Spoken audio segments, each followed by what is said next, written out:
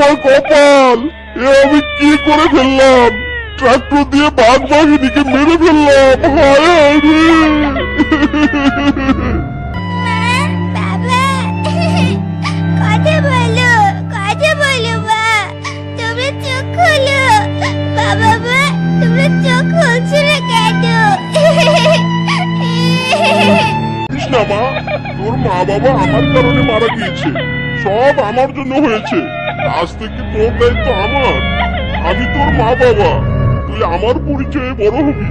এরপর মিচকে মেয়ের দিকে বাড়িতে নিয়ে চলে যায় আর বাড়িতে নিয়ে অনেক আদর যত্ন করে বড় করতে থাকে। এইভাবে 5টি বছর কেটে যায়।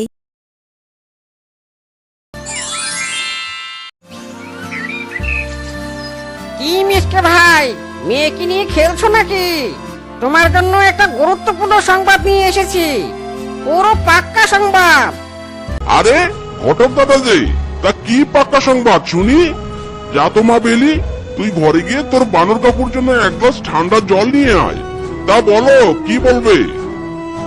শোনো মিসকে ভাই, কতদিন আর এই অনাথ মেয়েটাকে নিয়ে একলা একলা দিন কাটাবে? তাই বলছি কি, এবার একটা বিয়ে করে নাও। আমি কবে থেকেই তোমার জন্য একটা লক্ষ্মী মেয়েকে ঠিক করে রেখেছি। ঘরে বউ নিয়ে এলে তোমার মেয়েটাকে সেই ভালো দেখাশোনা করতে পারবে, আর তুমি নিশ্চিন্ত মনে বাইরে রোজগার করবে। ঘটক ভাই, কথা তুমি মন্দ বলনি। আমারও মনে হচ্ছে বিয়েটা করা দরকার। মেয়েটা আমার দিন দিন বড় হচ্ছে, একা একা আর সামলিয়ে উঠতে পারছি না। তা চলো দেখি আমার জন্য কেমন মেয়ে ঠিক করে রেখেছো। পছন্দ হলে আজকেই বিয়ে করে নিয়ে আসবো। ওরে মিয়া বিবি রাজি তো क्या करेगा काजी। চলো চলো।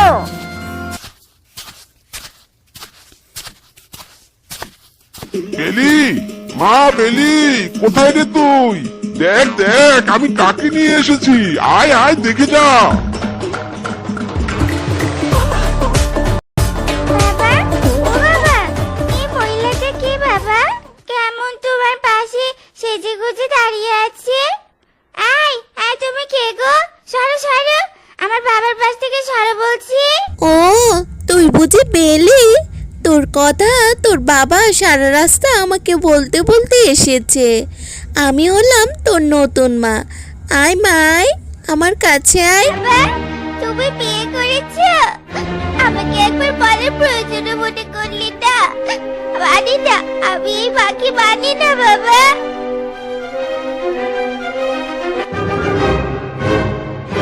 আসলে রূপা, তুমি কিছু মনে করো না। আসলে বেলি ছোটবেলায় মা বাবাকে হারিয়ে শুধু আমাকেই কাছে পেয়েছে, তাই আমার ভাগ আর কাউকে দিতে চায় না। ও তুমি কিচ্ছুতি ভেবো না গো, আমি আমার ভালোবাসা দিয়ে বেলের মন ঠিক জয় করে নিব।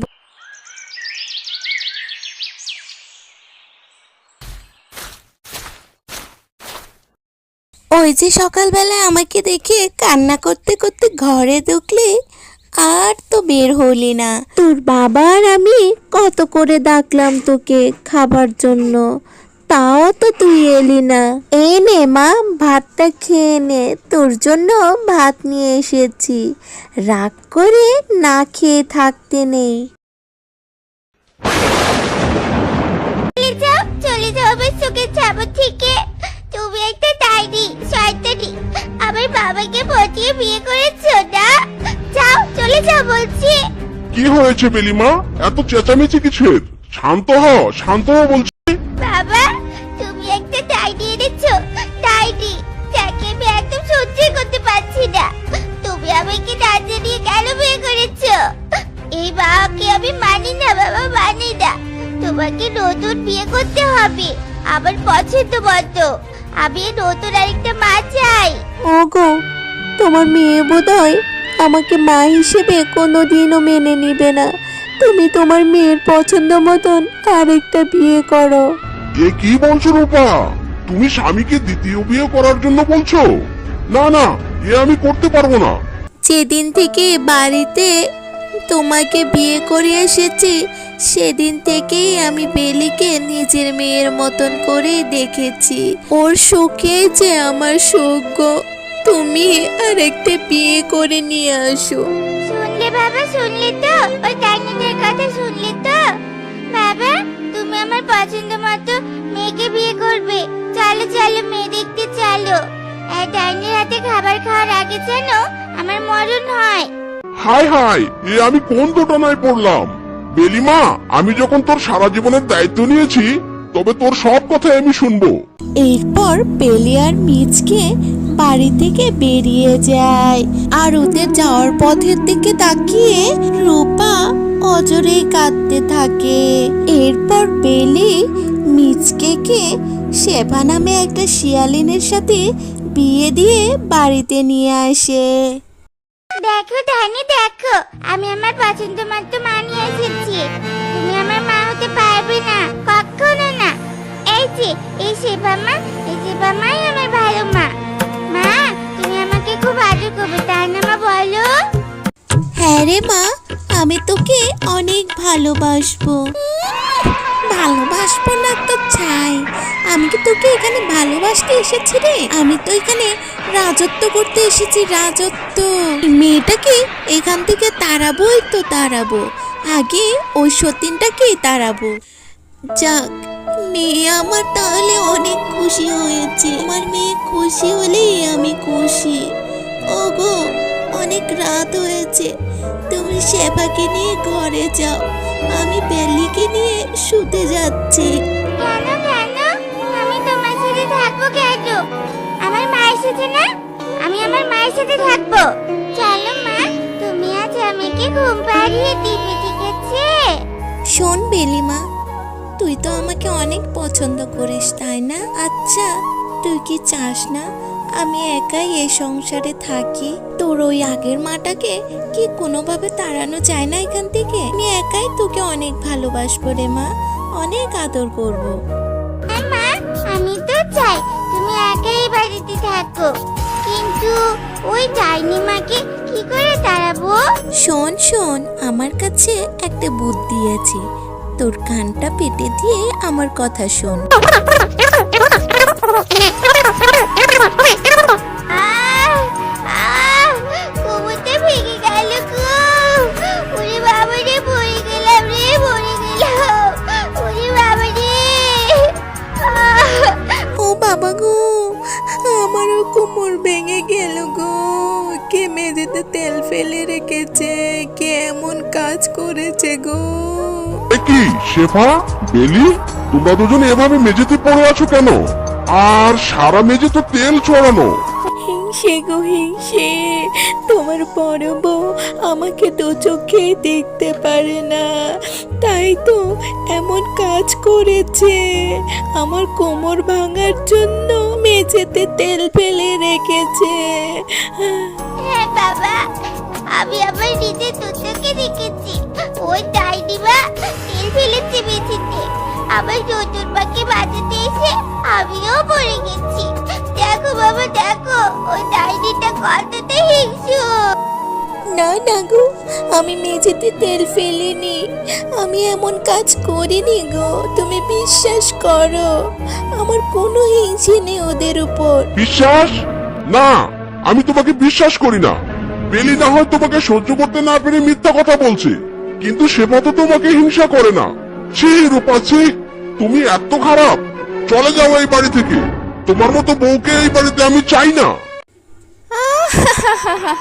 আমার প্রথম মিশন কমপ্লিট হয়েছে, এখন ওই অনাথ মেয়েটাকে ঘর থেকে তাড়ানোর পালা। বেলি রে বেলি, আজ থেকে তোর জীবনটা আমি একদম নরক বানিয়ে দিব। হা হা হা। গো মা, আমার ক্ষুধা পেয়েছে, আমাকে কিছু খেতে দাও তো। হারামজাদে, ভাত খাবি তুই?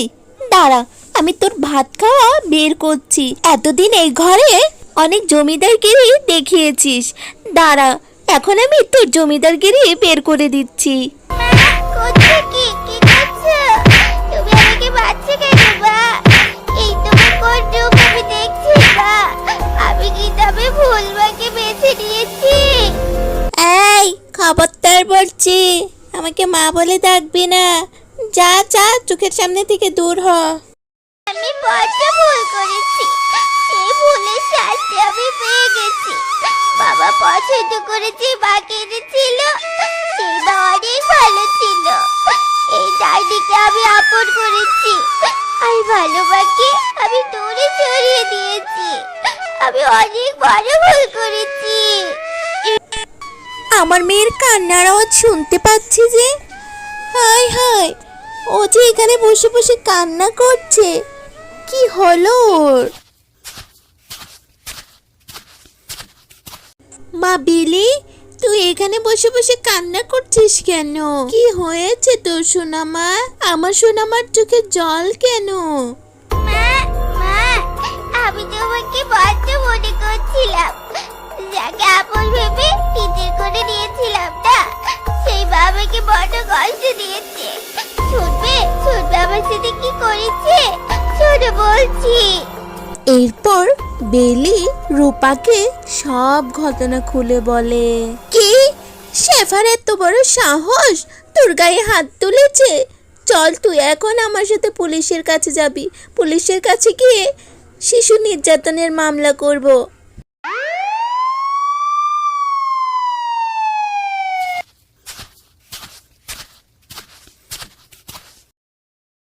এ কি, বাড়িতে পুলিশ কেন? রূপা, তুমি আবার এসেছো? কি হয়েছে এখানে, কিছু বলবে তোমরা আমাকে? ওগো, আমি এখানে পুলিশ এনেছি। শেফা বেলিকে অত্যাচার করেছে, সেই খবর কি তুমি রেখেছো? হ্যাঁ, বাহ বাহ বাহ, ধরতে এসেছিলাম নতুন অপরাধীকে, এখানে এসে তো দেখছি পুরাতন মাল। এই সেবা খুনের আসামি। অনেকদিন ধরে আমি তাকে খুঁজছি, অবশেষে এই বাড়িতে পাওয়া গেল। হ্যাঁ, আমাকে তোমরা ক্ষমা করে দাও, ক্ষমা করে দাও আমাকে। আমি আমার সব দোষ স্বীকার করে নিচ্ছি। ক্ষমা? তোর মতো অপরাধীর কোনো ক্ষমা নেই।